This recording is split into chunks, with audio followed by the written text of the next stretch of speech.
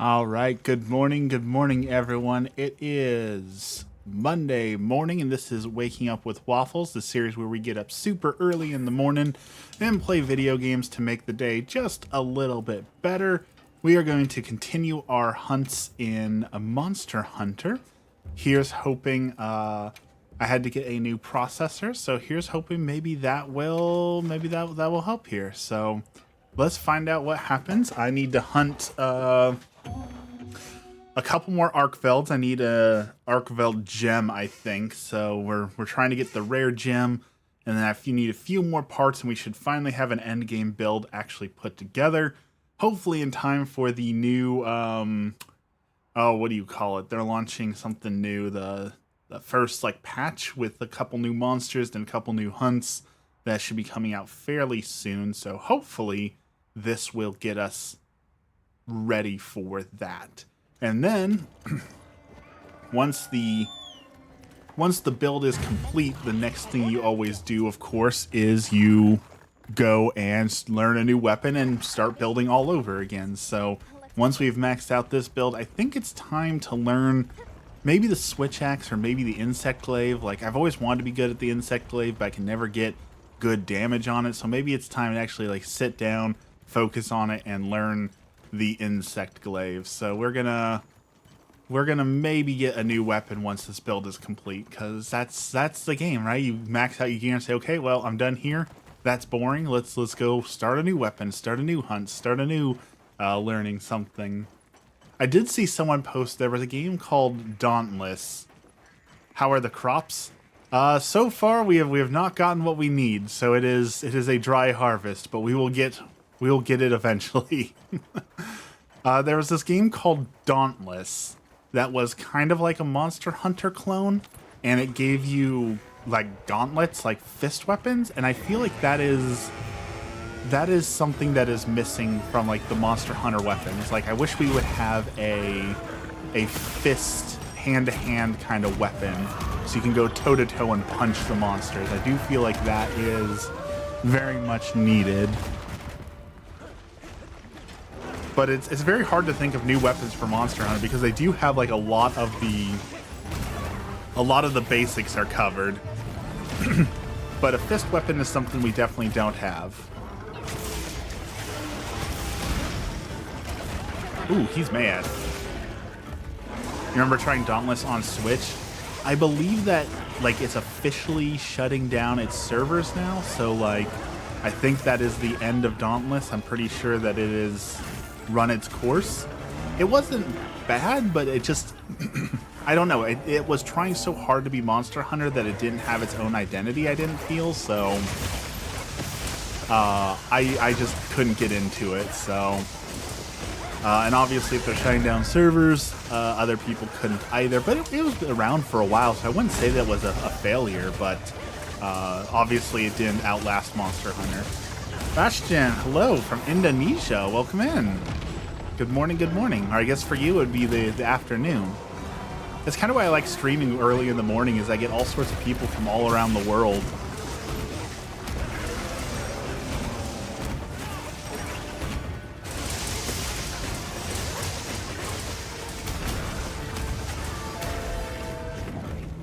Can't remember if I played with the gauntlets, but I agree punch weapons are always a treat. I love punch weapons. Give me the punch weapons, especially when you're fighting monsters. Like going toe to toe with monsters with gauntlets just is, it's such an epic feeling. It's like the great sword where you're just using this giant sword and you're hacking their limbs off. Like, it just feels so cool. What is going on? A character like got paralyzed or knocked over as a part of that? I don't think this thing can paralyze you, so I don't really know what happened there.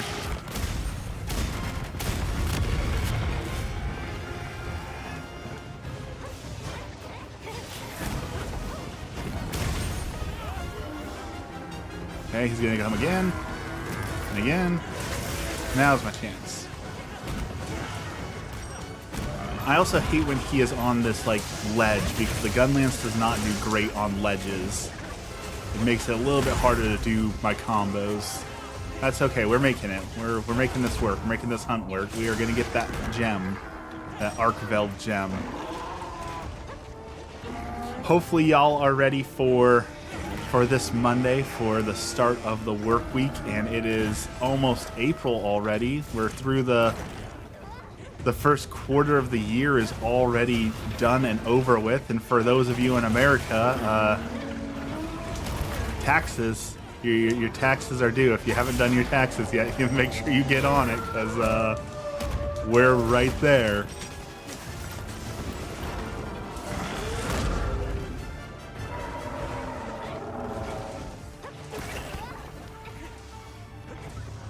I thought we chopped his tail off. I didn't think he could hit me with that.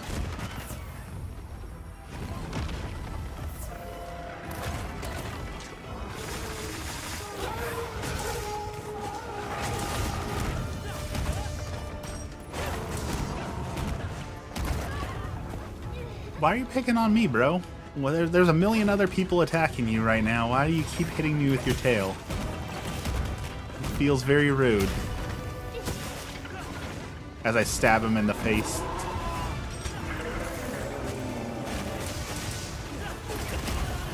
There you go. Attack someone else.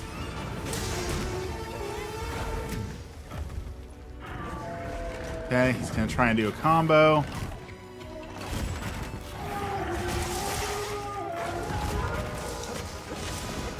Big opening. Can't tell what's going on because there's too much going on. Ooh, he's scared.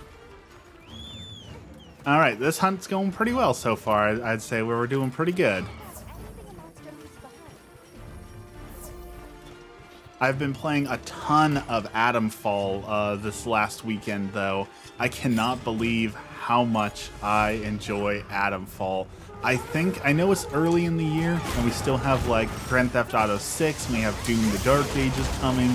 I know there's still a lot of good games coming out, but Atomfall might be my game of the year.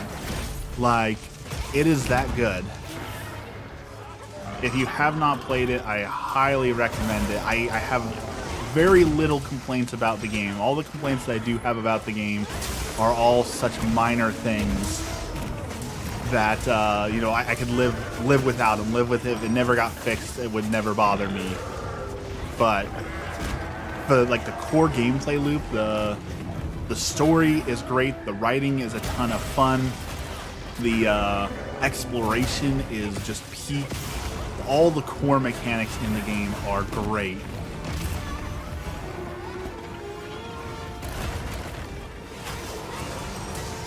Also, it's on Game Pass, so if you don't want to pay full price for the game, you can always just get Game Pass for $10 and play it there. So you can't beat that deal. Game Pass also added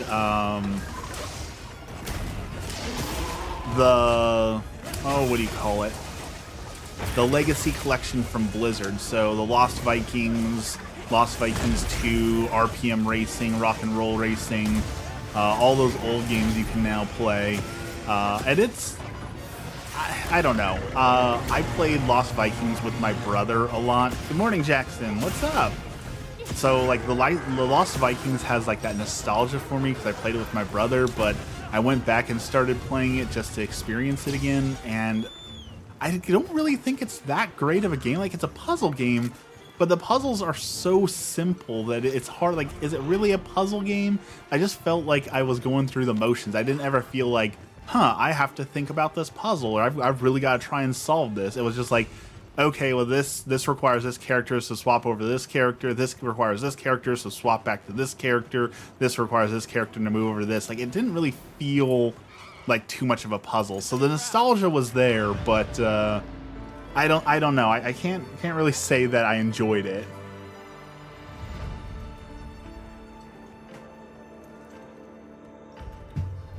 All right, give me the part that I need, or I'll come hunt you again. I am excited though for Blizzard tomorrow, April Fool's Day. Blizzard almost always does big, fun April Fool's stuff, and I always super enjoy seeing what they put out. Like one year they made a fake like grinder Tinder app for World of Warcraft. They did like /Panda where you could order Panda Express as a joke, big head mode. They always put out like fake patch notes poking fun at what people ask for and what people want. So I always get excited to see what Blizzard's going to do because they do such a good job with April Fools.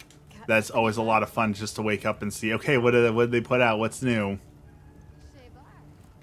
Okay, we are going for G Lawful Boars, and we still need an Arkveld gem. So I guess we're going against Arkveld again. Your name is Ishizashin? Welcome in. Yes. Good to see you. Good to have you here. All right, we're hunting Arkveld again. Another one. Until it drops its delicious gem for me.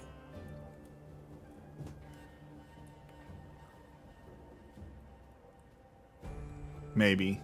Maybe. Come on. Actually, I don't even know if I want to join this hunt. It says it started 23 minutes ago. It's got a 35-minute time limit.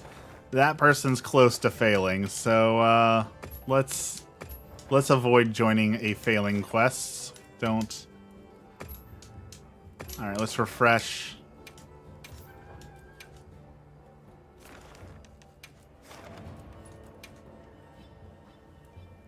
Here we go. Come on. Join a game. You can do it. There we go.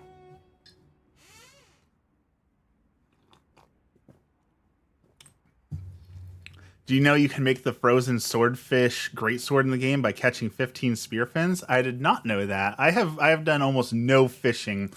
I haven't been able to play the game a whole lot due to constant crashing, but hopefully, I found a bunch of settings that seems to have reduced the crashing, and unfortunately on Friday, I was in the middle of playing Atomfall, and then my computer just randomly died. Like, it just shut off completely and would not turn back on.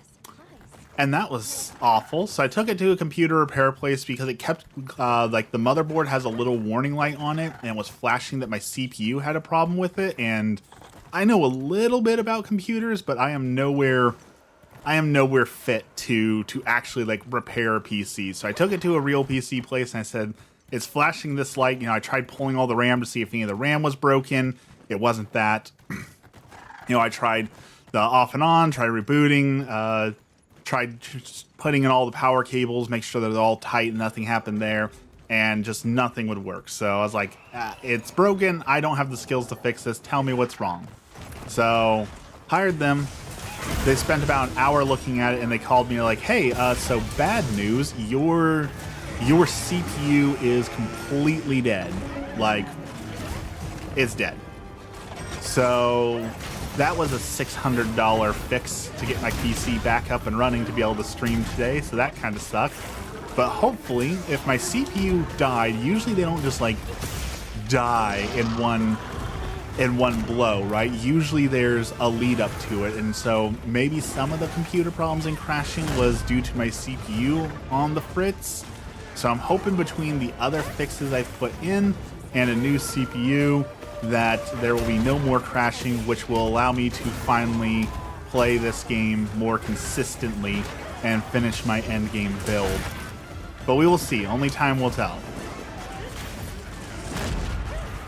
But that was certainly not you know, it was a huge setback because on Friday also somebody gave me my first super thanks. They donated $1.99 to me, which was awesome. That felt great. So, you know, I made $1 and then lost $600. So that's the life of streaming right there. Was you make $1, you lose $600, and that's what it's like being a streamer. You get your first ad and make a couple bucks off your ad, and then you upgrade your microphone, and that's $200. It just it never ends. It always sucks your money. It's kind of like photography. Photography does that too, where it's like, oh, you know, I sold my first photo for a couple $100s. That felt great. Now someone wants to hire me to do a wedding, but I need better gear if I'm going to do a wedding, so I'm going to drop $2,000 on wedding gear, and then I'll shoot a wedding and make $1,000, and then I'll need more wedding gear to shoot more weddings, and then all of a sudden you're spending all your money on camera gear, and you're not actually making any money. So I'm sure a lot of hobbies are like that, but those are the two that I know the most.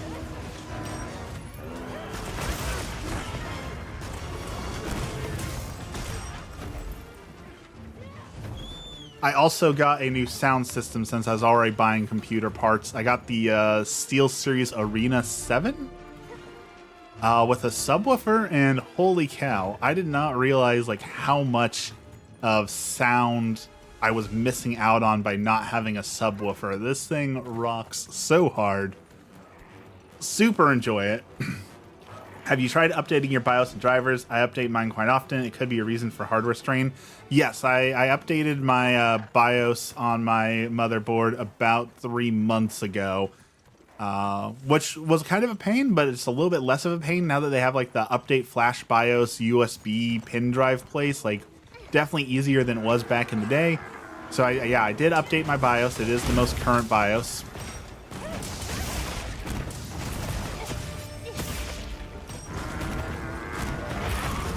Unfortunately, when it comes to Monster Hunter, the game is just not optimized well. Like, the fact that there's so many people having crashes means that it's not like a specific one piece of hardware issue, but rather it is a issue across the game. And like, even consoles are crashing, and consoles are universal, right? All the consoles, every Xbox is the same, every PlayStation is the same.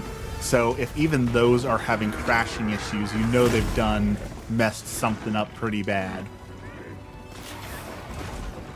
But we are getting the first big patch here soon. They're doing like the first release of monsters, and I'm hoping when they release the first set of monsters that they are going to implement at least a few changes to make some of those crashes and stuff more tolerable. But like I said, I found a way to make it work. And part of this, so ironically, I said that I would never, my CPU was overclocked. And I said I would never take my overclock off because I like my overclock, and I'm not going to change my entire settings and setup system for one game.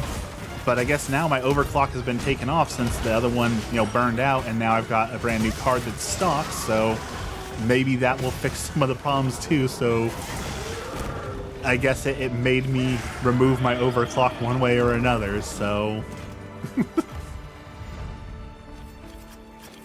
Alright, we're looking for a gem. Come on, gem. That's a horn. There it is. We got the gem, which means we can make our lawful boar's gun lance. Most excellent. Which means now we can focus on our armor. Let me pull up my build here. Let's see here. Did I save it? Could have swore I did.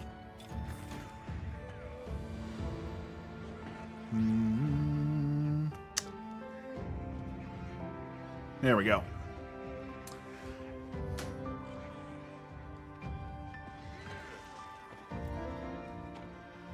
Pretty sure that 10 seconds is up. There we go. I also need to find what retro game I'm going to play next. We just did a review of the original Monster Hunter, so now it's time to go find another PlayStation 2 game to play and do a review on for the retro review. So if you got any suggestions for PlayStation 2 games, I will hear it. Been pretty lucky so far. I haven't got any crashes, but then again, I use a pretty beefy CPU and still have 85% CPU usage on average in wilds. So I'm using a 14900K. So it's my CPU is no slouch either, and it still chugs sometimes. They definitely could use a little optimization in the game. All right, here it is. All that work pays off for the world's ugliest gun lance. Alrighty. Perfection. Look at that thing. Okay, so we got that. And then we need...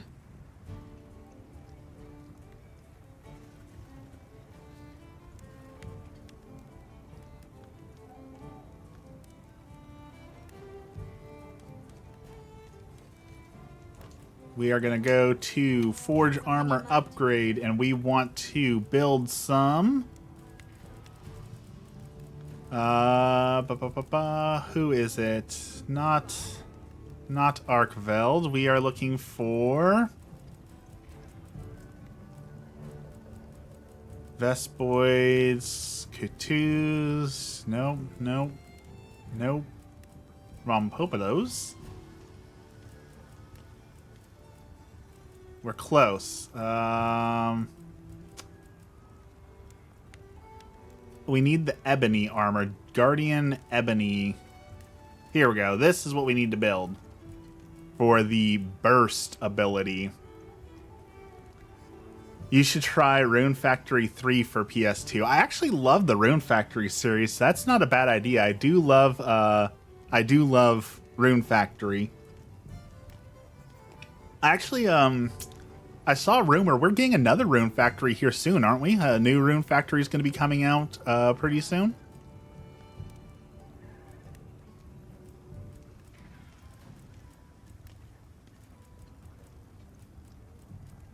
I'm pretty sure.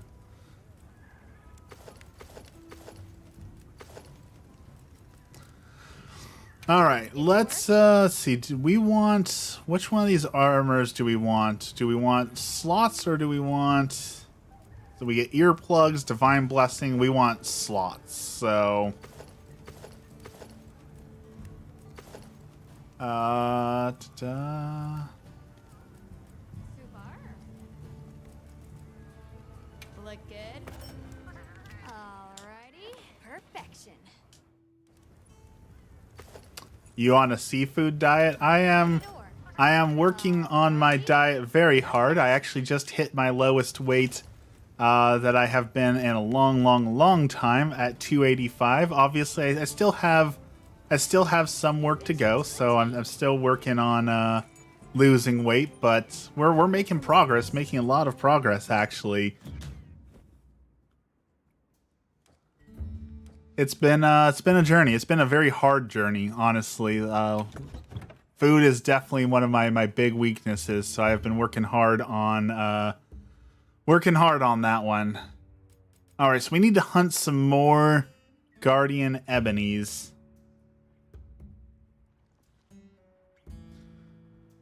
What do I do if I'm ugly? This is just like Asmongold.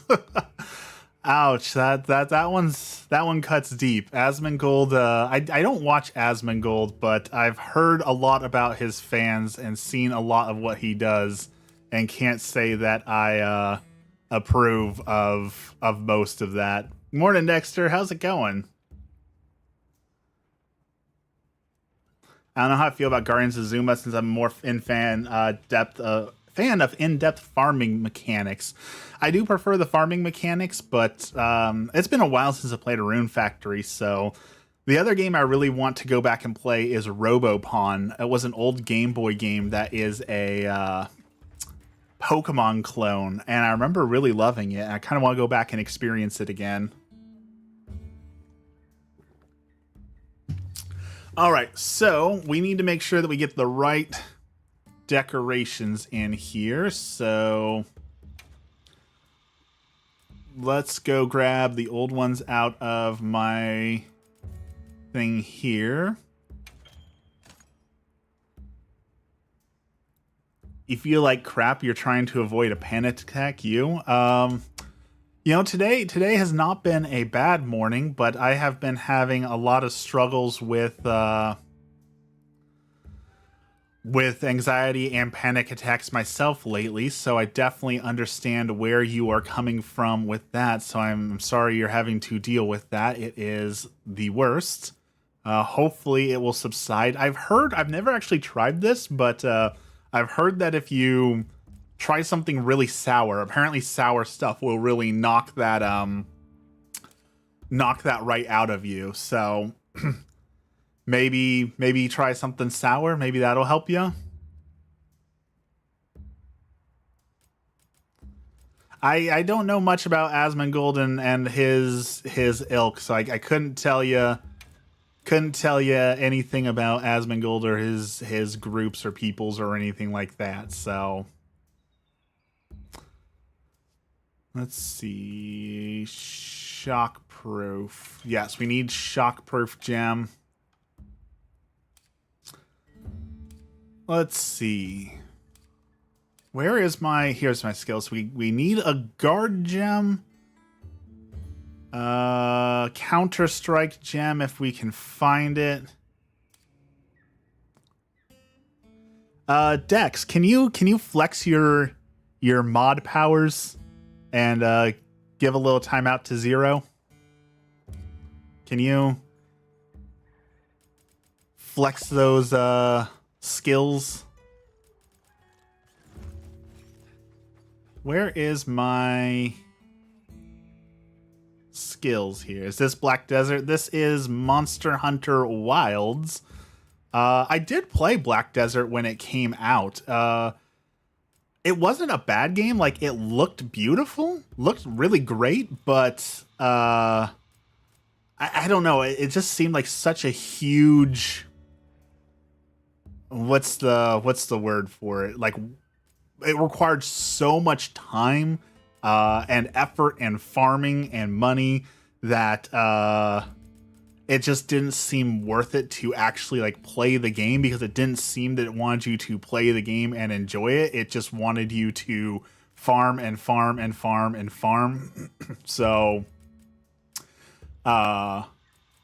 it looked great and it was a lot of fun for like playing the game, but there's definitely some issues with it still.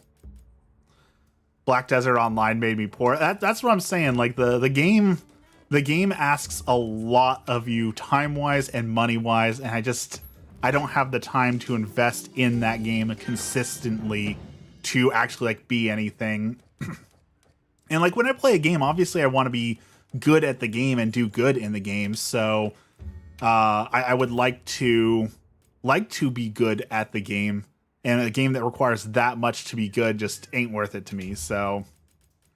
Alright, we're gonna go hunt down some Tempered Guardians. Nope, apparently not. I guess we're gonna go open up the quest ourselves. We're gonna do the White Whales again.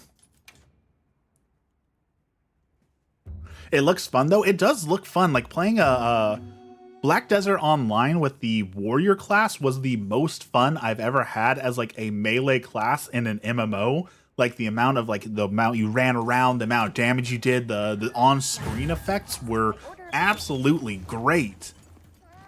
It's everything else that's not fun. Like if they did Black Desert offline, like if they did a single player version of the game where you didn't have to do all the grinding and all the online stuff, like I would play that a ton, but again, it just asks for a lot of money and a lot of time that I don't have to offer to the game right now. But it was great, and I'm glad. We need more. Like, MMOs have not been succeeding. World of Warcraft is still like the king of MMOs. Even Final Fantasy 14 is like starting to fade. Like for the first time, they said that they dipped below 1 million subscribers. So like, MMOs in general seem to be dying. So I would always like more MMOs to come out that have better modern graphics and better things going for them. But it just seems like the reign of MMOs seems to be over. Everyone's moved on to battle royales and things like that, unfortunately. So I don't think we're ever going to get another good MMO.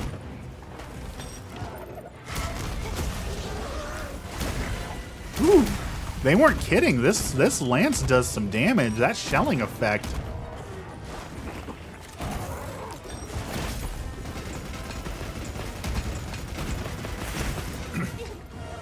And like I just got into a closed super alpha for, I think it's called Worlds Apart, for a playtest. And they're doing like a MMO, and they've got like a campaign running on Kickstarter, and I am fairly certain that that's going to turn into Oh, what's that game called? The one that really everyone's paid like $1 billion into the Kickstarter and the game still hasn't come out. Like, I feel like it's going to be one of those situations where it never actually comes out. Like, there's never actually going to be a game, and I've been burned on that one too many times. Toothless, welcome in. Good morning. Speaking of being burned in Kickstarters, I can't wait to show you the latest thing that came from Kickstarter, because as much as I've been burned from Kickstarter and said that I've learned my lesson, apparently I have not learned my lesson from ordering from Kickstarter. So I have the latest piece of garbage to show you from Kickstarter once I can move. Run and heal, run and heal.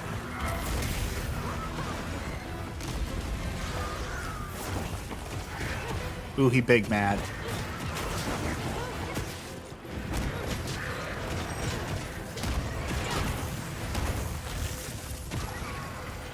So I ordered this little thing. I'll hold it up in a second when I can. It's called a dot. And the idea is the dot you wear on your like your shirt, and it can run a GIF or an image. So I thought, okay, well, that could be like a cool thing to wear on stream. I could have my logo, or you can put like a little animated, like and subscribe. But also when I'm at events, being a photographer, having like something to show, like, hey, I'm press or I'm a part of that sort of thing can really put people at ease, because sometimes you see a guy walking around with a camera and people's minds go to, oh, that guy's a creep. What's he doing here? Why is he doesn't belong? So I thought it'd be like a really cool way to show that, hey, I belong here. I'm not a creep with a camera. I'm just a part of the press, or I'm just doing some fun photography.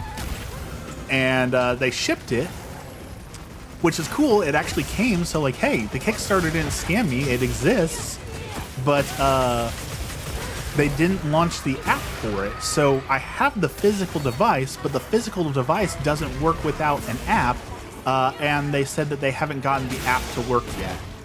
So, like, you sent me the physical item, but the physical item doesn't work. So, like, thanks for providing the item you said you were going to provide, but also, like, I would appreciate it if you shipped the physical item with the app that is required to make it work, because otherwise now it's just a fancy piece of plastic that is a waste of money,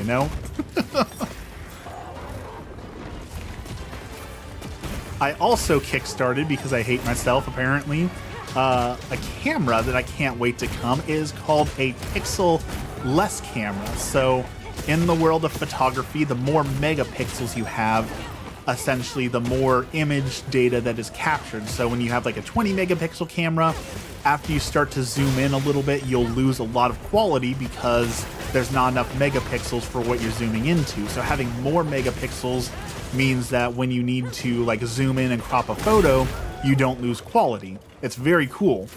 So I bought a camera that is the opposite of that. The camera has 0.03 megapixels. So all the pictures you take come out as super blocky with almost no pixels. So it's kind of like I want to say it's like taking a photo with a camera that makes things look like it's an 8-bit video game. And the concept is really cool. So what? How did that kill me? I was blocking. I call shenanigans on that. I was blocking. That should not have hurt me. The concept is really cool. We'll see if the execution actually works on it, though. But the idea of, like, it's more of a creative camera, because obviously with that few pixels, you're not going to be taking any pictures that are going to be, like, winning contests. But from, like, a creative standpoint, it gives you a lot more flexibility. So I'm really excited to see how well that actually works. You kickstarted for an MTG playmat once. It wasn't bad. Yeah, the Kickstarter, it's hit or miss. Like, there's some things that are great, especially like if it's a well-established company and you know they're going to provide the thing. There's nothing wrong with kickstarting it. But there's been a few Kickstarters, like especially during during the pandemic when masks were all the rage. Like I kickstarted a mask that was supposed to be like it had a fan built into it, so it's supposed to keep your face cool and help push fresh air in, and it was a cool idea. So I kickstarted that for a couple $100, and the company just took the money and ran. They did not provide anything.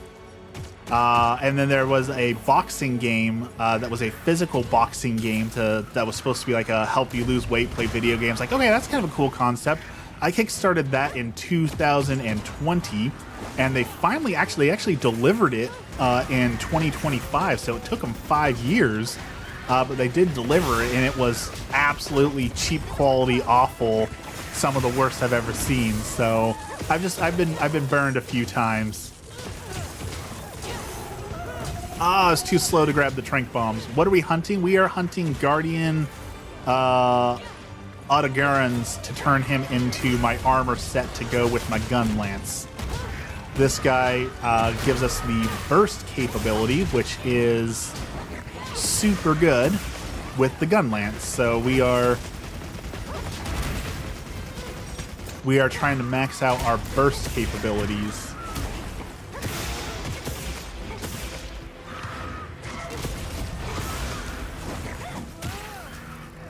All right, let's see if we can capture this guy.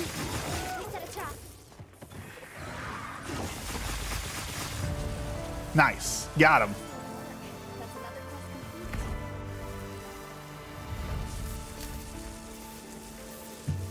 Also, back when I was super into tarot, I kickstarted so many tarot decks, and I feel so awful about that. Because like I had so many tarot decks, and of course in Catholicism tarot is not allowed. So when I converted, I had to get rid of all those cards, and it was just like hundreds and hundreds and hundreds of dollars of tarot decks that I had to get rid of. And you're not even like, you can't even give them to someone else because you know that's considered a forbidden or sinful action to give a sinful item to someone else to sin with. So I just had to destroy all those decks, and it was just probably $600 of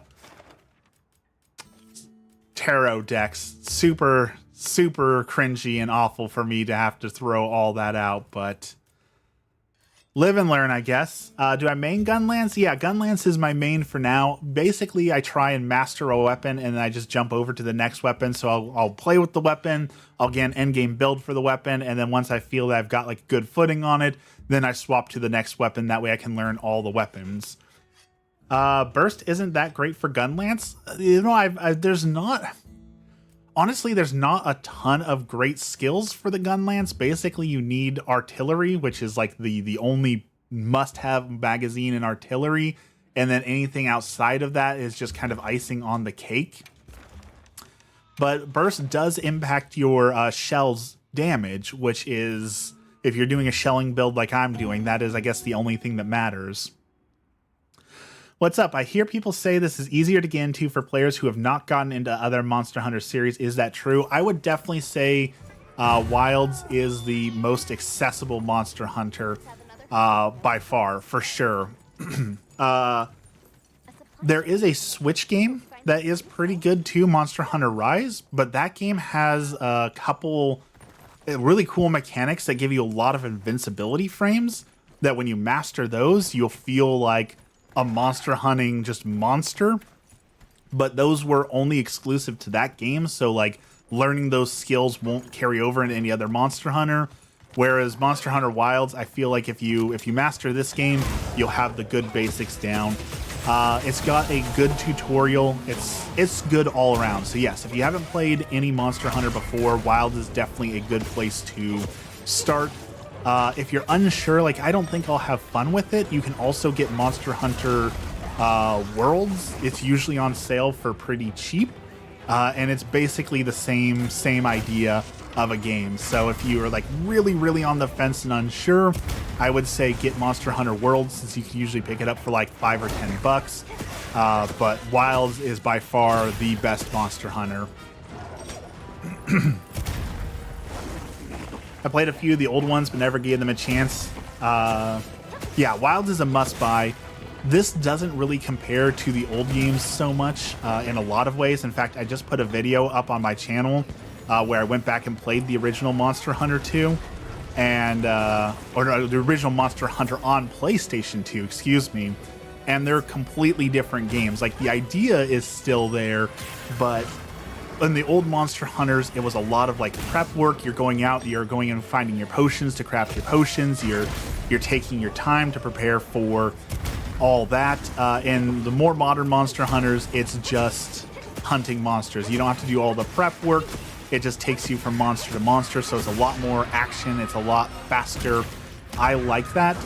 Apparently not everyone does. There's a great debate in the community. There's a lot of people who say this game is too easy and they miss a lot of those features, but I think the old Monster Hunters, I call them chore hunters, because like before you can fight the monster, you're spending an hour going and hunting potions and hunting meat and doing all that, and like it takes you forever to actually get to the monster hunting part, whereas these games you just jump right into the hunt, which I prefer. But apparently some people like the old stuff, so if you like that old stuff, that is not nearly as present. Like, you can still walk around the map and hunt things, but it's not nearly as necessary as it once was. I guess since shells only care about max damage, you can skip most of the sets like Agitator. Agitator does work as well, but yeah, you're not going to be doing a whole bunch of poke damage with the gun lance. You should be shelling as much as you can,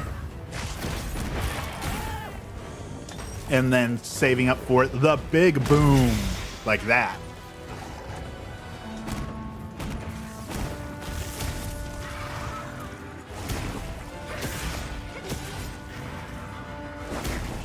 Right now, I'm playing the first Berserk Kazan until I finish it, so it's going to be your next game to buy. How is First Berserker? I've heard that's a really good game. But it's a Souls-like, isn't it? Like, it's a full-on, like, Souls game, isn't it? You miss negative skills. I don't remember negative skills. I never really had to deal with that. I assume that's, like, drawbacks, where if you get, like, a good plus, you'll also have to take a drawback for it. Is that what the negative skills are?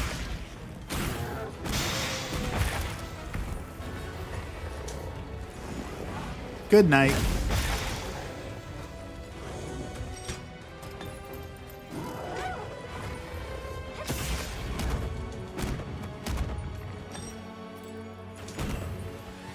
Yeah. So my favorite thing with negative skills has to be in like TTRPGs, like Dungeons and Dragons. When they give you the ability, you can make your character more powerful if you take a negative skill, if you take a drawback. And that is one of my favorite things for a couple reasons, but mostly because a lot of people, when they're making characters in Dungeons and Dragons and stuff, they make these like Mary Sue perfect characters that don't have any drawbacks. And I really like a good character that is well-rounded and has like flaws and drawbacks and problems and things that, you know, they struggle with. And so giving someone a mechanical advantage for doing that really encourages people to make their characters more well-rounded, rather than just being like, oh, I'm this perfect elf who can never miss with his arrows, and he's super smart, and he's super charming, and he's super strong, and he's super fast. Like, okay, but that's not interesting. That's not an interesting character. So giving those flaws that make the character have some interesting aspects, and then giving you a little bit of power for it, I think is a good way to suck people into that, and hopefully get them to try making their characters a little bit more well-rounded. I'm playing Kazan non-stop. Bosses are really hard, just like Elden Ring gameplay. It's amazing, you enjoy every moment of it. Yeah, I'm not going to enjoy that then. I despise Souls-like games, so I know that I will not be enjoying that. I'll still probably play it. I'll probably rent it from Gamefly. Because for some reason I like to punish myself, but I do not like Souls games at all, so I don't anticipate enjoying that very much. But ironically, every time I say I don't like Souls games, someone will say, but you're playing Monster Hunter. Monster Hunters is a Soul game, and that apparently is also hotly contested in the community. There is a lot of debate whether or not Monster Hunter counts as a Souls-like game. been playing Bolotaro lately. That is a wonderful game. I am a huge fan of roguelikes, so Slay the Spire, Hades, Bolotaro, all those are right up my alley. I love roguelike games.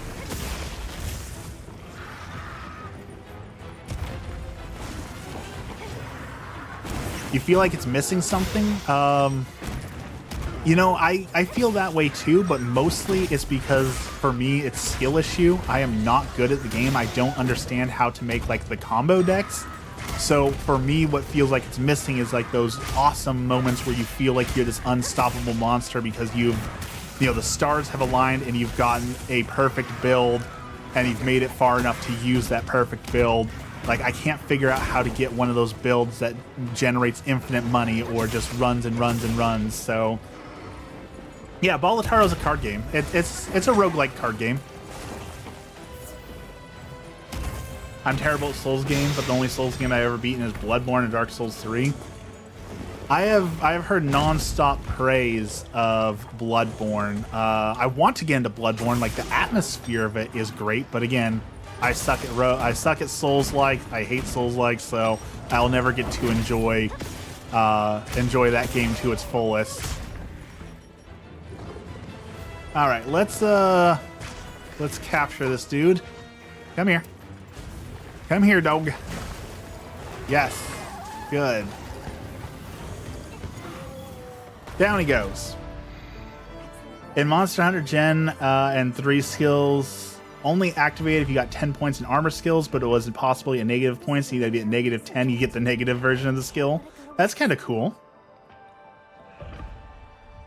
Monster Hunter World is better than Monster Hunter Wilds. Changed my mind. See, when people say that, I think that a lot of people, not saying you, but I think when a lot of people are making that comparison, they are comparing Monster Hunter Worlds, the complete version, to Monster Hunter Wilds as it is now. Remember that Monster Hunter Worlds had an amazing DLC that came out and literally changed the game. So Monster Hunter Wilds has a chance to have that too, but the Worlds has a more complete experience because it's older and it's complete, whereas this game is still needs its first round of patches and its first changes and all that sort of thing. So I think it will get there. I think if they can launch a expansion that is as good as Iceborne was, they're going to be sitting pretty. So I really hope we do get that. I was a huge fan of Worlds. That was my first real Monster Hunter experience.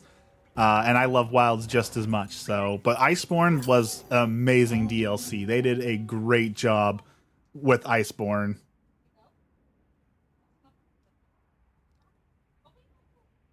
I didn't realize there was voice chat in this game. I hear people chatting.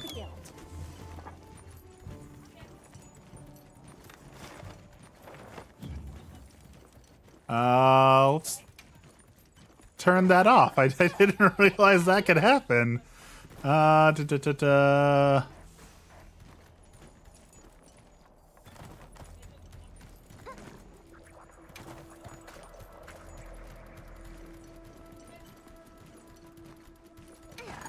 There we go. Problem solved. Thanks. That helped. Every monster game has a small starting cast updated to add more base monsters, and they add the Master Rank DLC. I don't really like the way the decoration skills are set up. I definitely feel like, and maybe this is just because I'm a Gunlance user, but I don't feel like I'm using my decorations at all. Like, I definitely feel like the decorations are not nearly as impactful. I just kind of feel like, hey, this is a nice little bonus to have, but I do agree with that. I do feel like that I do not really care about the decorations all that much. Like, I have the couple core ones for Gunlance, and that's all I really care about, but there's a lot of wasted space, so I can definitely agree with that. Is anyone here a fan of Cookie Run Kingdom? You know, I've heard Cookie Run Kingdom popping up a few times, actually. I don't know what it is, but I've seen people talking about it.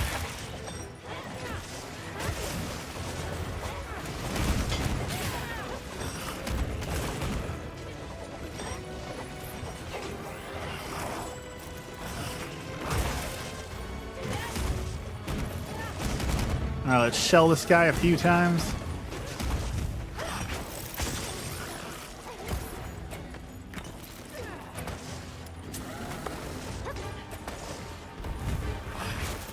He's jumping. Woo! We just barely dodged that. I clicked the wrong button. I'm glad I dodged that. It's pretty cool to stay away from the fandom. I mean, that's so many different games and things. Like, that's like 90% of the anime community. That's like half the Helldivers community. That's the entirety of the Warhammer community. Like, there is a lot of places where that is just solid advice, is to stay away from the fans.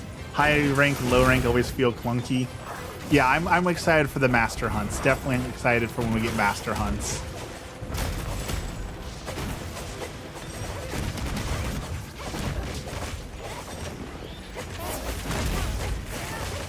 Like, I'm a big fan of My Hero Academia, and that fandom time and time again just proves that there is a stigma around anime community members for a reason. And like the one that frustrates me the most, and I am fully against the artist who created My Hero Academia. So one of his characters is called Invisible Girl, and her special superpower makes her fully invisible. Very basic. And she is a child. I have to stress that emphasis. She is a child.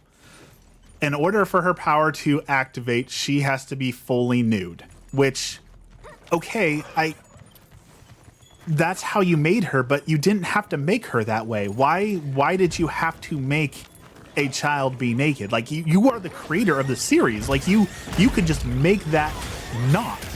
So that's strike one. Strike two is he later in the series had many characters who had quirks that had drawbacks like that, who the support team was able to basically use their hair and different parts of like their natural oils and hair and stuff to create costumes that allow them to overcome drawbacks like that. Okay, so why didn't she get that? You clearly created an in-universe way to get around that drawback, and you don't give it to the girl. That's strike two. Strike three is when he then decided that he needed to show her for the first time, and for whatever reason decided that the best way to reveal her skin was to have her fully nude on the cover of one of the books. Strike three, dude. Like there's no good reason. There's only one reason you would do that, and it is a very disgusting and gross reason, and I can't think of any other reason why that manga creator put that series of decisions in place outside of he really, really just wanted to draw children in an inappropriate way. And so that definitely is a huge mark against My Hero Academia, because the dude very, very purposefully did those things. And he created reasons or ways to get around it and decided not to use them for the minor child. And that is a whole bunch of problems. That is problematic in so many ways. So he deserves all the backlash he gets for it. And then the worst part, my whole point of this rant is that if you bring up that argument in the My Hero Academia spaces, like you go on to the My Hero Academia forums or the Tumblr for it or the Reddit or wherever, the Discords, there are people who will defend it. And again, there is no defending it. I've clearly laid out that there is no defense for it, but you'll have grown men who are saying, actually, it's completely necessary to the story to have a naked child. No, it is not. There is no reason for that. And the fact that you're defending it is even more problematic in so many ways, dude. The same thing happened to the author of Rurouni Kenshin. That one was another shame, because I think Rurouni Kenshin is an absolute amazing, amazing show. But yeah, author is terrible person. no doubt. And the live action was horrible too. Don't watch the live action Rurouni Kenshin. That was real bad. Fan service knows no bounds. Yeah. Fan service is the number one reason I don't enjoy anime these days. Is it's so wholly unnecessary. And like, I like Food Wars. I think Food Wars does a great job of poking fun at that whole trope. But even Food Wars, who's doing it like as a satire thing, I kind of wish they would tone it down, you know, just a little bit. Like, I get that you're making fun of it. I get that it's satire. It's good fun. It's ridiculous. It's over the top. But could you just tone it down a little bit? Does every episode just need to be this? Can't we just chill for a second, please? Didn't they say her powers work based around bending light anyways? Like, that's why she could deflect light? Yeah. That as she grows her quirk, she finds out that her ability isn't to be invisible, it's to manipulate light. Which means as she grew more powerful, she has more ability to control that. And again, she doesn't have to be nude all the time. That is just a choice that the creator has made for no good reason. Food Wars can tone it down a little bit, absolutely. I wish they would. I enjoy Food Wars. It's a good laugh. It's a fun show to watch, but it does get to be a bit much occasionally.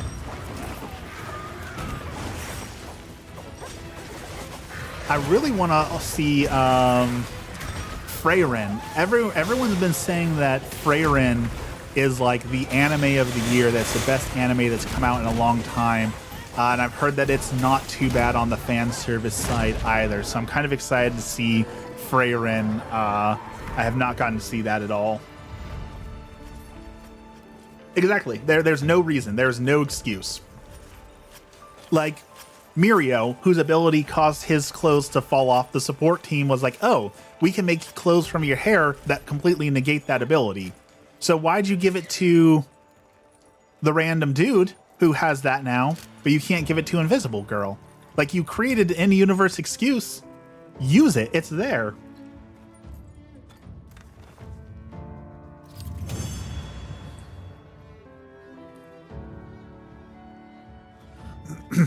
It's the same, like, and every anime suffers from this, right? There's a really infamous infamous card in the Pokemon community. There is a card called, wait for it, thinking, Misty's Tears. Misty's Tears was a card from like one of the original, not original, but one of the older sets of Pokemon. And it was Misty from the anime, who's what, 13, 14, like a child. And they just decided, hey, you know what we need for the artwork for this card? We need this child to be fully nude, crying. That is what this card needs. Well, why? Why does that card need that? Like, what possible? Why? It's, and thank goodness in the US we censored the card, we changed the card and said no to that. But again, it's that question of like, okay, I think we need to ask the person who's creating this some questions and say why, but why does that need to exist? Tell me what's going on in your mind that makes you think that is what we need on the card. Like, I don't understand. Explain your line of thinking. Is it wrong to pick up girls in a dungeon? Could have done without the child with a giant chest too. So, anime fans are in a huge kerfuffle. This is all secondhand knowledge, so grain of salt. Take it with a grain of salt. Someone said that the state of Texas is looking to pass a law that would ban any media that presents children in inappropriate ways. And part of that law states directly that it doesn't just mean children, it means any character who looks like a child. So even if it's an anime character that does like the whole, oh, they look like they're 5 years old, but they're really a 500-year-old dragon or immortal, that falls under the law and would be banned. And there's a lot of people who are really upset by that. And I don't think that's something you should be upset about. I can understand to a degree the whole, like, I don't want the government censoring things. I don't want the government telling me what to do. Okay, I can definitely understand being anti-government in that way, but saying that we need 500-year-old dragons who look like 12-year-old girls in anime, I can't see any reason why that is necessary. I really can't think of any reason how, like, you're right, that is absolutely essential for the plot. Like, there's no way that you could tell a good story without having that tool at your disposal. I don't see that. That dog don't hunt. I feel like the people who are defending it for the reasons that we all know that they're defending it, and they should not be.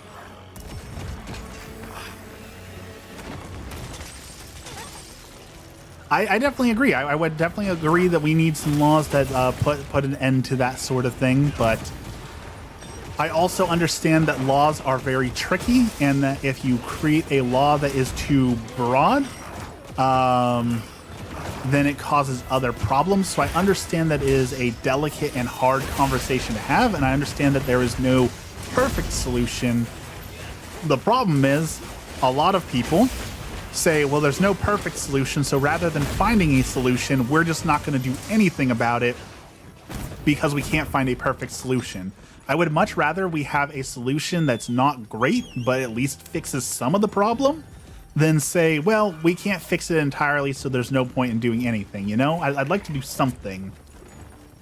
As someone who lived there for 10 years way too much, I definitely have heard that Texas is not the place to live for a lot of people. Between the heat and the culture and other things, there's definitely some things wrong with Texas, I have heard.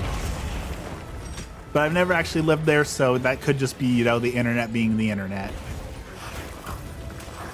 Because I live near Portland, Oregon, and if you go online and read anything about Portland, Oregon, you'll have people who will try and convince you that, like, the streets are overrun with communists, and everyone's just walking down the street with their couples in leashes and all that sort of thing. Like, don't get me wrong, Portland has its problems too, but the internet definitely tends to over exaggerate some of the problems and quirks with areas too. So as always, I tell people, take it with a grain of salt, because there's certainly problems with Portland. Don't get me wrong with that. There's definitely its fair share of issues as well, but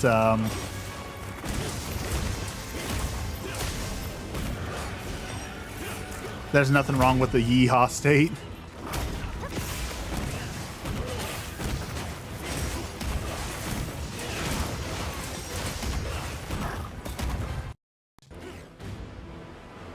Well, we can now officially say that the processor was not the problem.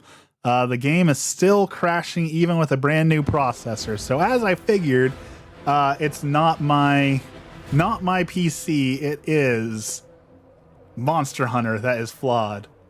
Are you into catching endemic life? I hope the hub area coming and the tile updates gives us an area to display our pets.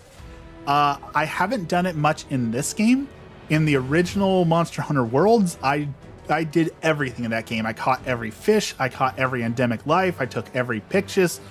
I did everything. I did the entire game front to back. So yes, I really enjoyed catching all the fish and showing off all of my pets and my exotic birds. So I haven't done it in this game, but once we get the hub area, I really do hope that we get the ability to show off all those creatures, because yes, I want to do that.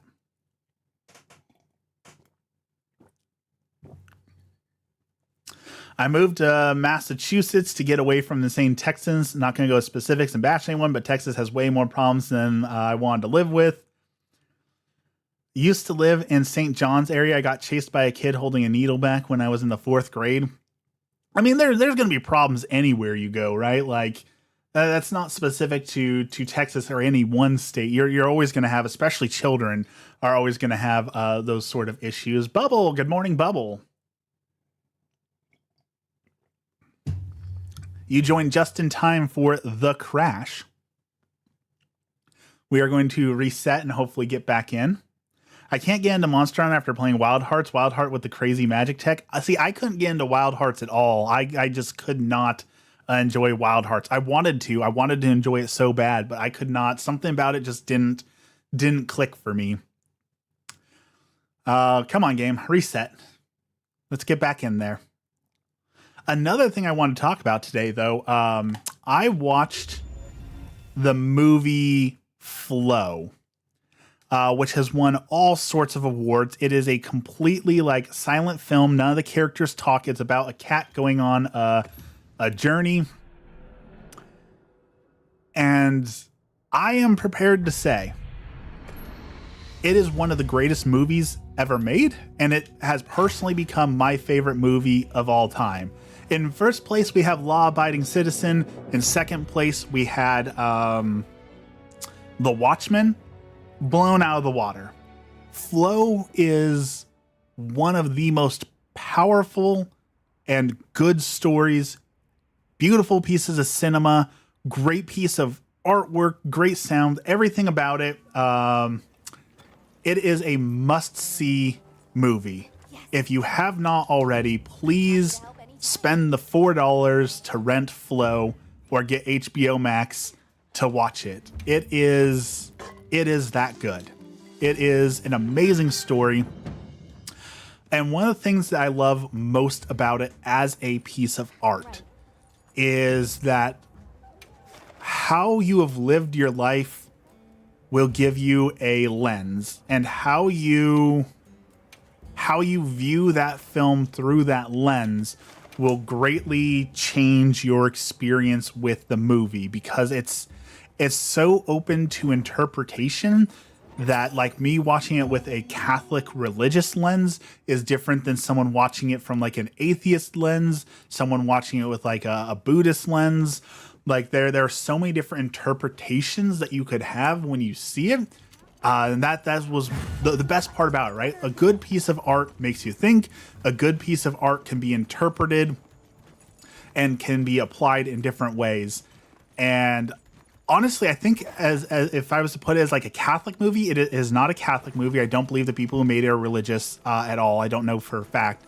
But it has a lot of Christian morality and things that are worth talking about in like the Christian faith that I think can be applied overall to the experience of the film. So it is a master class of art, and if you have not gotten to experience it, I encourage everyone to go watch Flow. You will not regret it. It is I hate to use the meme, it is absolute peak cinema. Like, it is that good. Please go watch it. And then go watch Law Abiding Citizen, because Law Abiding Citizen is amazing. Gerard Butler is the best actor to have ever lived. I will fight anyone on that. He is clearly the best. Exam season. Thankfully, I'm confident I'll pull through without too much studying again. All right, exams. That is...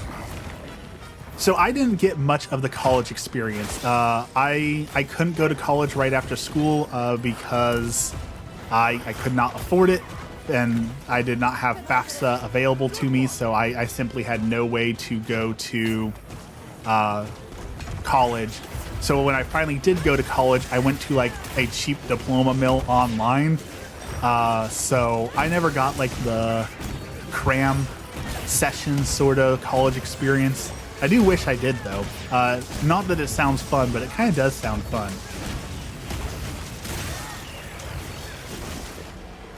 Boom! Big shot.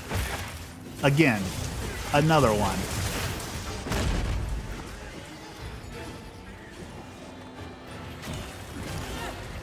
Honestly, I hated living in Portland when I was younger. Too many junkies. I'm glad I moved away in 2005. I would not want to live in Portland either. Like I said, every place has its problem. Portland definitely has its problems too. I would not want to live there either. But I will encourage you to think about the word junkie, though. And this is something that I had to grow out of as well, in that, every person, whether they're addicted to drugs or struggling with addiction or anything else, at their core, they are still people.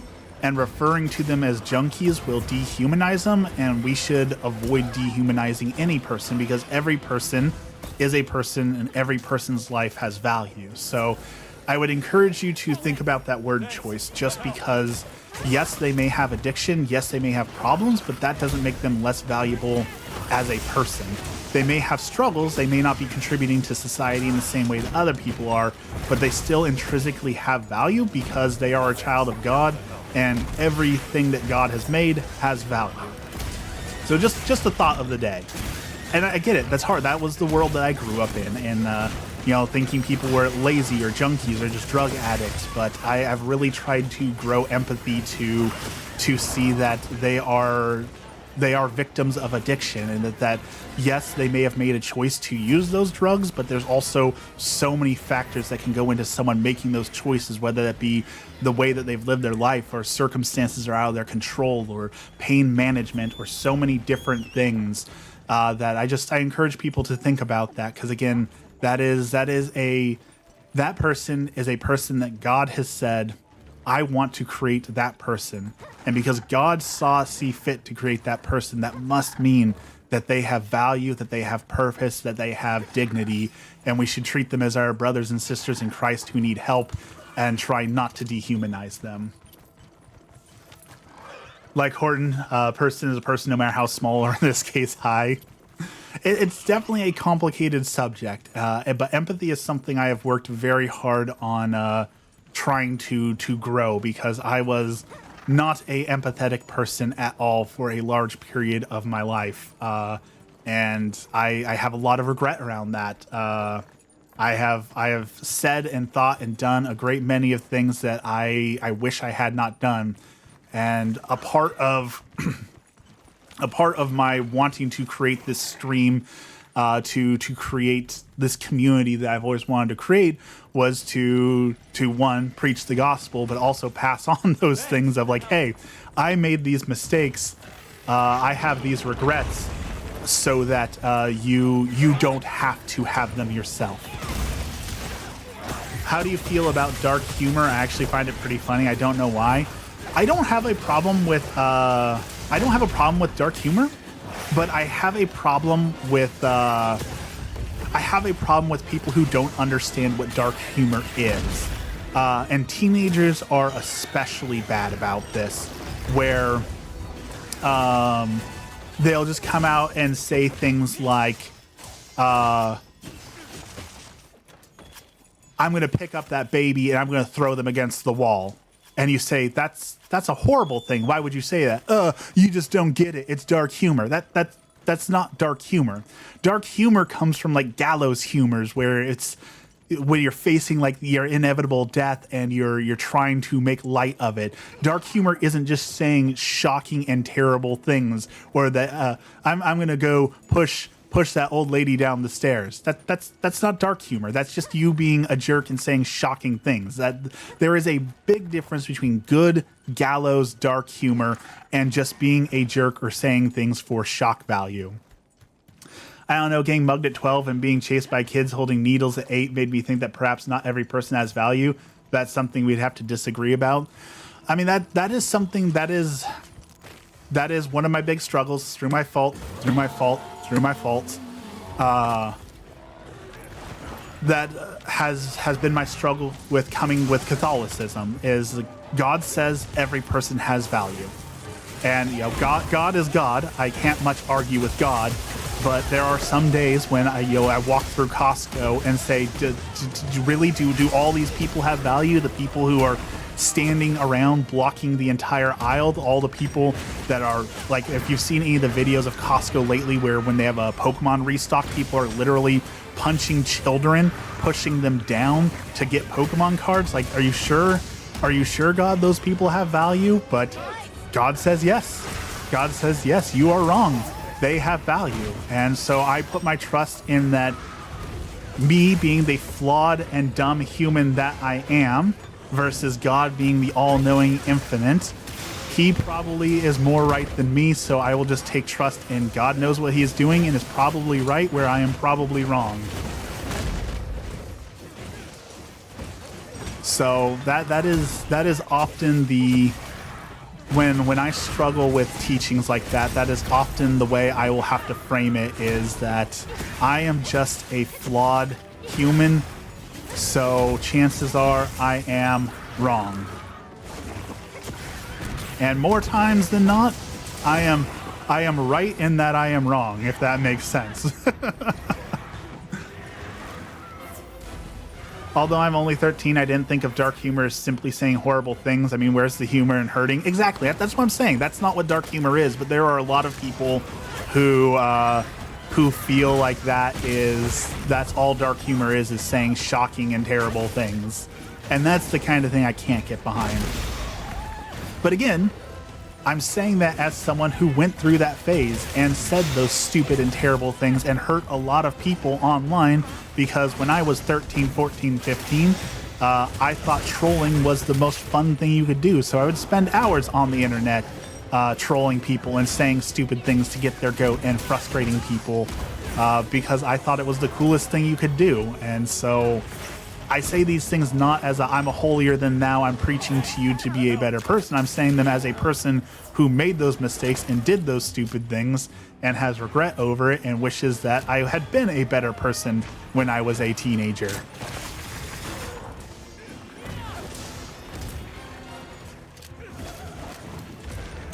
Many a restless nights where you sit there and have those cringe thoughts of, oh my goodness, I can't believe I said that. I can't believe I did that. Why, oh why was I that loudmouth, cringy, horrible teenager? Luckily, I take comfort in the fact that I think every person has those thoughts. Every person thinks back to themselves as a teenager and says, why was I that teenager? The good news is most people don't think about you, so no one else remembers it.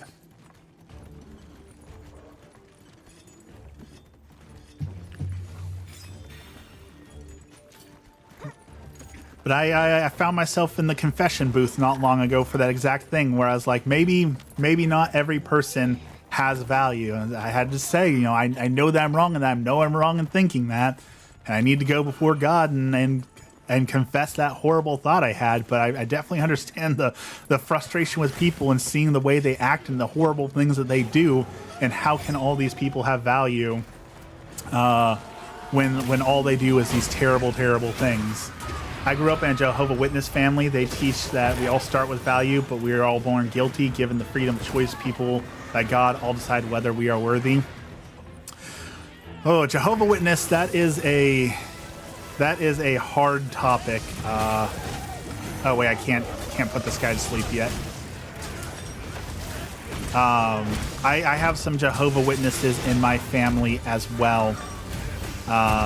I can't say I agree with most of what Jehovah's Witnesses do or say, but so Catholicism teaches, one of my favorite teachings of Catholicism is that there can be truth and beauty in all religions. So even things like Buddhism or even Satanism is the example I give, because before I became Catholic, I was a Satanist. So I will use Satanism as an example.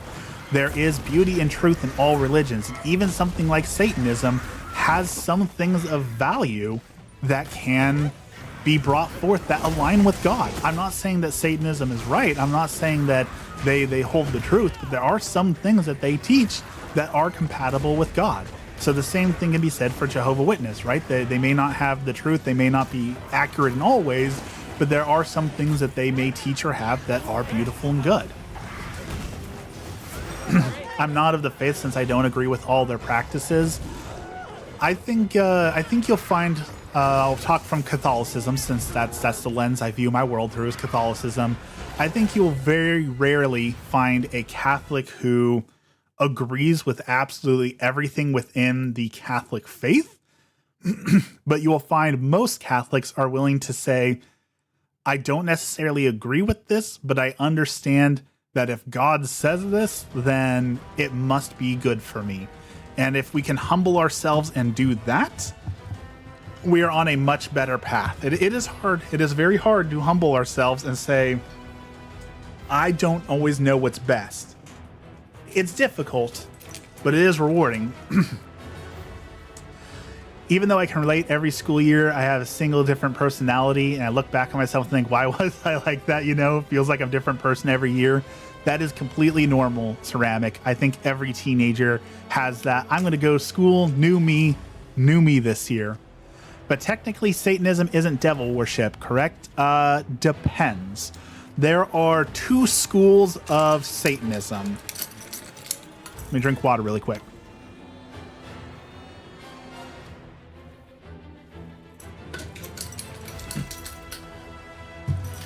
Monster Hunter crashed again. Monster Hunter does not want to cooperate. So that's frustrating.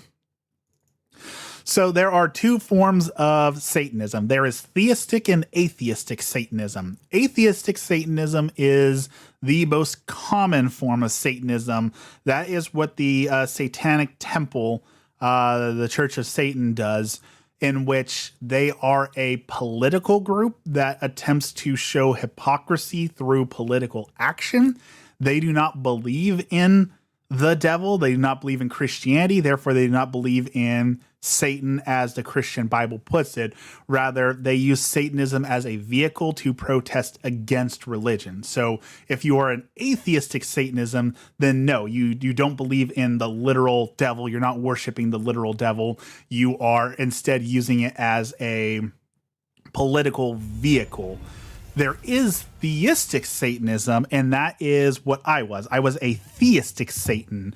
Theistic Satanists believe in typically the story of the devil, and they kind of flip it on its head in the way that they see Satan, Lucifer from the Bible as the one who freed us from God by giving us the fruit of knowledge. And so they worship him as a god because he is the one who gave us free will, who gave us freedom. And so if you are a theistic Satanist, yes, you believe in a literal devil and you worship the literal devil. Those are much more rare. Usually when you hear people refer to them as Satanists, they're going to be the atheistic kind. But there are theistic Satanists out there. And it's cringe. Oh boy, is it cringe. I spent many a nights researching the occult as I was getting into Satanism. I even went so far as like learning how to make an altar where you take like a living human body and you have them lay down on the floor and you arrange candles on them in a way that they become a altar for your satanic works. It's all very cringe and it's all very made up.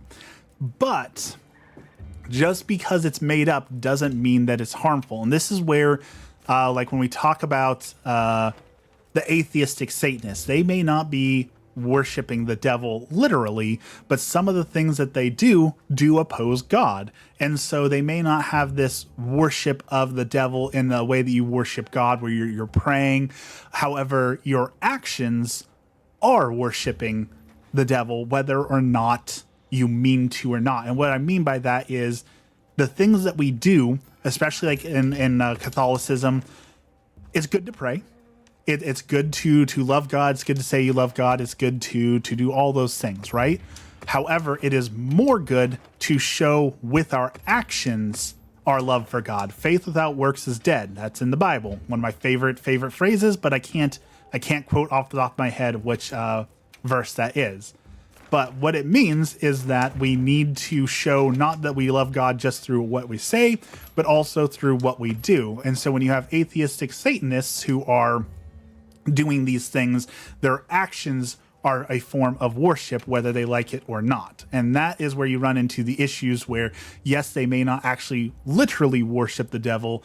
However, that is a conversation still worth having about your actions show otherwise despite your words and intentions. Can I join a match? I can't even get into a match. Keeps crashing. Can't get a successful hunt. Oh, it doesn't want me to play the game. That's just where we're at. It just does not want me to play the game anymore, apparently. Well, hey. All right, let's see how much more hunts we even need to do. How far are we in this armor? We got our bracers. Alrighty. Perfection. And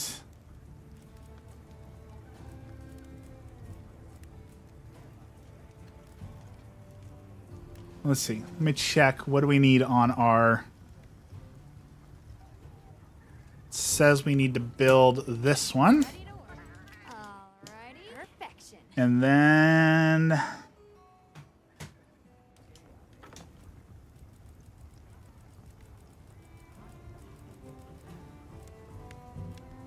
And then we got the greaves on. Okay. You need a console if you want to have a good time on this game. I have heard that, but I've actually also seen people who have crashing going on their consoles too. So there seems to be no escape. There seems to be no escaping it, unfortunately. All right, so we need one guard. We need some burst. Some Counter-Strike if we can get it. So let's see what we can get here. Heartbreaker, Counter-Strike, ambush, evade window. We don't have a whole lot of options here. Maximum might.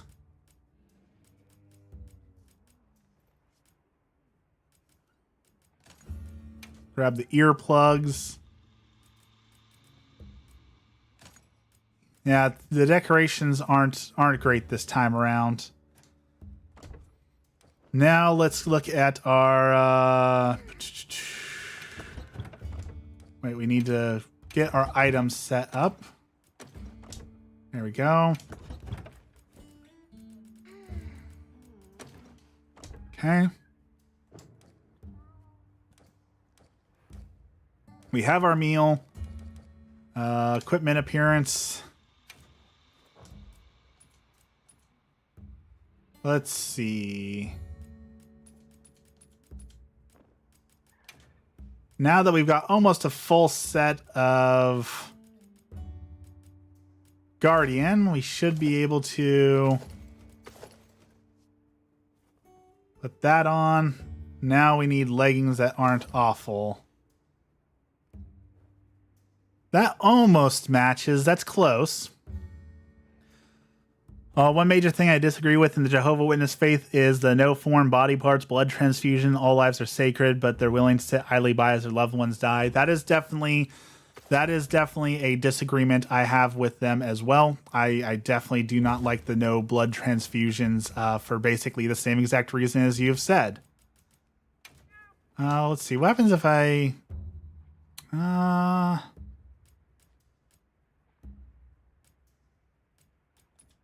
I don't think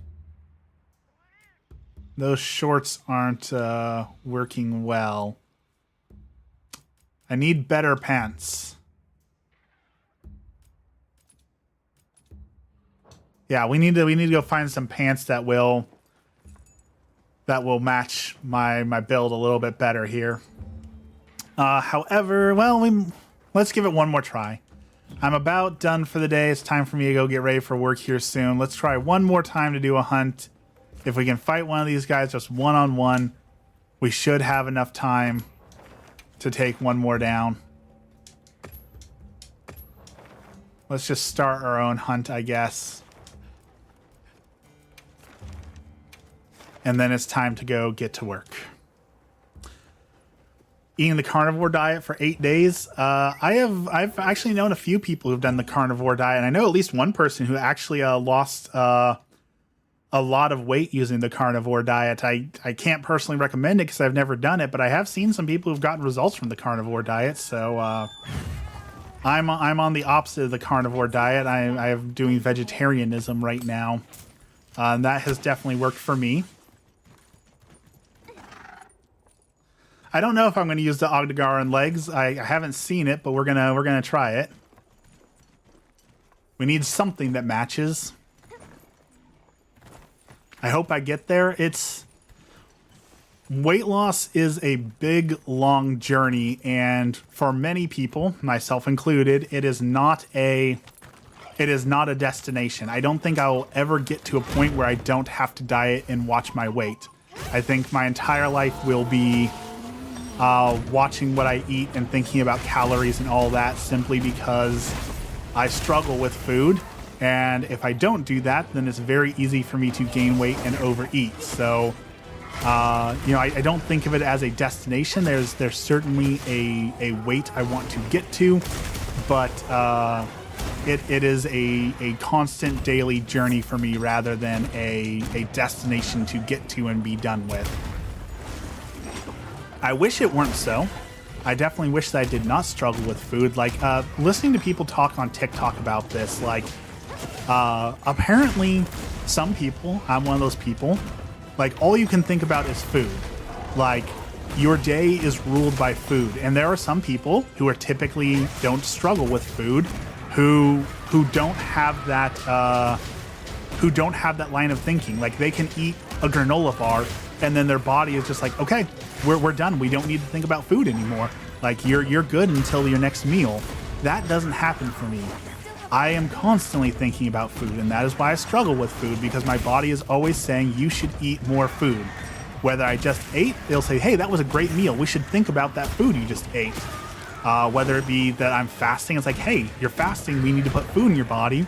Or whatever it is, like, I am always thinking about food, and that's what helps lead to the terrible weight that I had. Like, I start most of my mornings by asking my wife, like, hey, Emmy, what are we doing for dinner tonight? Because I want to sit there and think about that food for 10 hours while I'm sitting there at work, because it gives me joy to think, okay, I just got to get through this terrible shift. But when it's over, I get to go home and eat spaghetti, because food is that primary joy in life. And that is an unhealthy relationship with food. But apparently some people just have it and some people don't. Some people just like, no, I don't think about food. Like, yeah, when I get hungry, I'll think about it. But as soon as I eat, I'm satiated and I don't need to think about it anymore. And I really wish that was true for me. I super wish that my whole life didn't revolve around thinking about food. But apparently that's just where my brain is at. And I don't think I'll ever change that.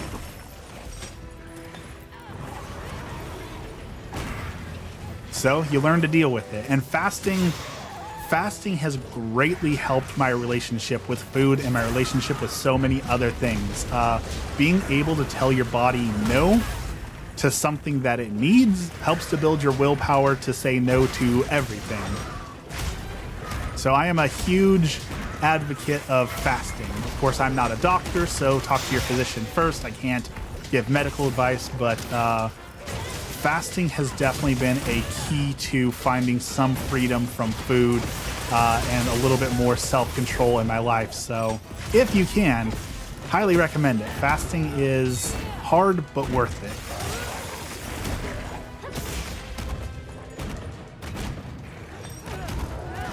I'm the opposite end, where I'll forget to eat for a couple days and almost pass out from hunger. It's not like I don't like eating, I just forget about it. It doesn't help that I have a super fast metabolism. I think that's the other end of the spectrum people forget, is like, not all problems with food result in weight gain. Some people have problems gaining weight. Some people have binge eating disorders, right? There's all sorts of unhealthy relationships with food, that it's not all just obesity. Although that is the most obvious one, the one that a lot of people face in America. There's more to it than just being overweight. I'm one of those people who can't eat a lot. I want to gain weight. 120 pounds is not healthy at 6 foot. And that's exactly what I'm talking about, right? It doesn't always look like overweight. There's a lot of different issues that a lot of different people have with food. And I know it's common for people like, oh, I wish I had that problem, right? I wish that I struggled to gain weight. Like, no, you don't. It's a unhealthy relationship. Food, like anything else, it is a struggle like anything else. It's one of those, yes, I know sometimes we prefer the devil we don't know, but it's difficult, just like being overweight is. And I think a lot of people struggle with that empathy as well.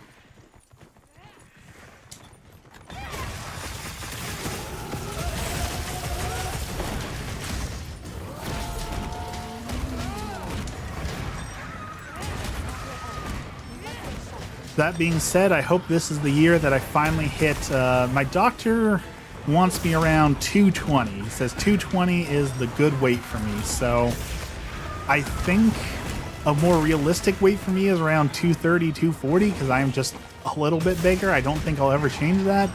I think this might be the year that I can finally hit that goal. And finally, if I lose 20 more pounds, I will finally be out of the obesity classification. I will finally be in the overweight, not obese classification. And I know that's a silly goal, but that is, as someone who's been obese since I've been like 13, being no longer obese will be a huge win for me. I cannot wait to have that designation taken off my medical chart. That is the big goal for this year.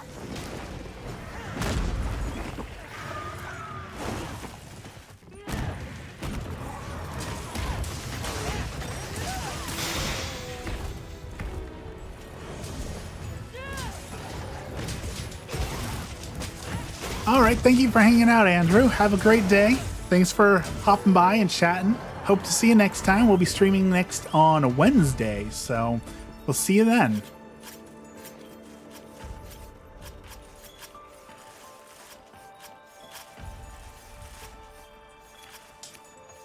All right, we made it through a hunt without it crashing. Thank goodness. Speaking of fasting, today is my fasting day. I'm already hungry, so it's going to be a rough one because starting from now, we have 12 hours with no food. We can do it. But I am going to be daydreaming about that spaghetti or whatever we're having for dinner.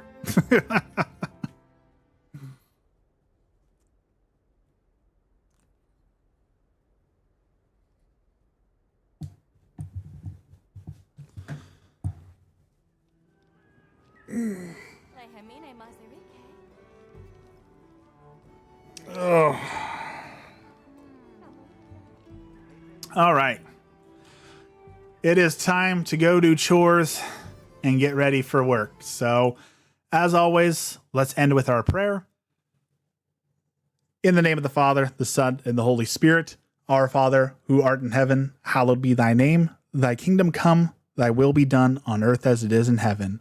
Give us this day our daily bread, and forgive us our trespasses as we forgive those who trespass against us. And lead us not into temptation, but deliver us from evil. Amen. Lord, thank you for this blessed day, and thank you for all that you do for us and for all the people of the world. Today we pray for the continuation of peace, that our world leaders work towards finding a peaceful resolution to the problems that we have and bringing peace about the world. We pray for all the people who are sick, all the people in hospitals or who are chronically ill, dealing with chronic pain, whatever that illness may be. Lord, help to be with them and comfort them. We pray for all the souls in purgatory, all the souls who've been forgotten, everyone who has no one left to pray for them. Lord, help them. We pray for all the people who are dealing with anxiety, who are scared for the state of the world, or just in general anxious or nervous about where we're at. Lord, help to comfort them and be with them. We pray for all the people who are having children who will be bringing new life into this world. Lord, help to guide them as new parents and help them with what I am sure is their anxiety as they are preparing for this big change in their life. All this we pray in the name of the Father, the Son, and the Holy Spirit. Amen.